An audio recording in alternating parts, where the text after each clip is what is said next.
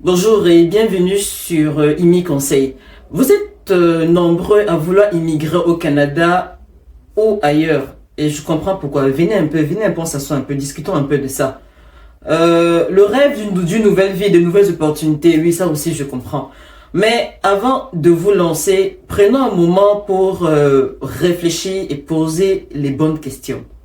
Asseyons-nous et ensemble posons-nous les bonnes questions avant de nous lancer. Alors, les questions importantes à se poser. Posez-vous cette question. Pourquoi je veux immigrer? Certains diront travailler, oui, mais ce n'est pas suffisant. Continuons à réfléchir un peu. Est-ce que j'ai les qualifications nécessaires? Est-ce que j'ai les documents qu'il faut? Quand je parle de documents, je parle de passeport, je parle des diplômes, je parle des CV, je parle des preuves d'emploi, etc. Si on me demande maintenant de remplir des formulaires, est-ce que je suis prêt ou est-ce que je suis prête à suivre une procédure?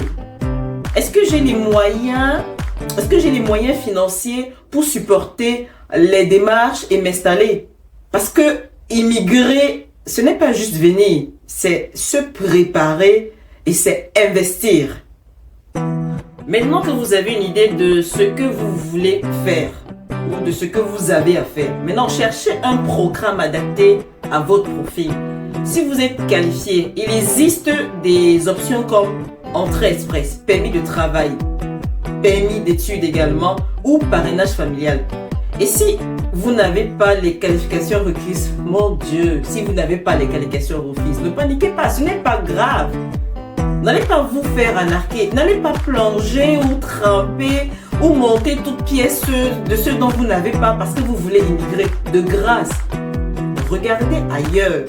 Il y a des pays comme l'Allemagne, la Nouvelle-Zélande ou certains pays ailleurs, même en Afrique. Oh, quand je parle encore des pays en Afrique, vous allez dire, elle a appuyé sur déranger. Mais non, certains pays d'Afrique offrent des opportunités que nous n'avons même pas dans notre propre pays. Il suffit seulement de bien chercher. Comme je disais tantôt, il y a encore des pays ouverts qui ouvrent ou bien qui offrent des programmes adaptés à différents profils. Ce n'est pas seulement le Canada. Pourquoi je le dis? Parce que actuellement, le Canada est sous pression, le Canada est saturé. Les délais sont longs, les programmes sont saturés. Je sais pas, il faut prioriser ceux qui sont déjà sur place. Et quand je parle de ceux qui sont sur place, c'est les étudiants, les visiteurs et tout ce qui va avec. Et quand je dis tout ce qui va avec, c'est vraiment tout ce qui va avec. Vraiment, si on commence à élaborer la vidéo, elle sera bien longue. Donc, restons sur ce qu'on est en train de parler. Donc, restons concentrés et recadrons le sujet. Je sais ce que je vais dire. Ce que je vais dire pourrait heurter certaines personnes et je m'en excuse sincèrement. Mon intention n'est pas de blesser qui que ce soit, mais d'informer pour éviter que d'autres tombent dans des pièges courants. Je vais prendre plusieurs ou quelques exemples fréquents. Même ceux qui arrivent au Canada avec leur résidence permanente peuvent se retrouver sans emploi. Et quand je dis sans emploi, c'est pendant plusieurs jours, c'est pendant plusieurs mois. C'est une réalité d'ici. Bienvenue au Canada. Mais sachez que rien n'est garanti.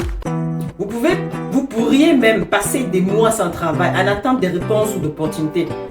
Prenons un autre exemple. Cet exemple concerne ceux qui investissent beaucoup d'argent dans des promesses de permis de travail fermés. Une fois arrivés sur le territoire, ils découvrent que l'entreprise n'existe pas. Le téléphone de leur contact ne répond plus ou ne passe plus. Ce n'est pas nouveau, c'est pas moi qui ai inventé le monde. Vous tous, vous le savez. Ou bien même que celui qui leur a pris leur argent dans le pays rejette la faute à celui qui est au Canada ou celui qui est ailleurs. Vous vous retrouvez coincé, devenant une charge pour les uns et pour les autres. Sans solution immédiate. Certains auront peut-être même la chance de trouver que l'entreprise existe et de commencer à travailler. Dieu merci, si l'entreprise existe et que vous avez commencé à travailler, quelle que soit la voie où vous êtes entré et que vous travaillez déjà, c'est une bonne chose. Mais à quel coût? Combien avez-vous dépensé pour en arriver là? Mais la bonne nouvelle, c'est que si vous travaillez déjà, c'est une très bonne chose. Et dans des différents cas, bien sûr. Mais ils vont tous finir par trouver un secteur d'activité proche ou loin de leurs rêves. Comme je dis toujours, bienvenue au Canada. Si on peut continuer, bon voilà. Il y a des questions qui qui me sont posées très souvent. Certains diront, oui, mais toi, tu es déjà au Canada. Je réponds toujours, oui, je suis au Canada. J'ai suivi une procédure, j'ai fait des sacrifices et j'ai respecté les règles, autant pour moi.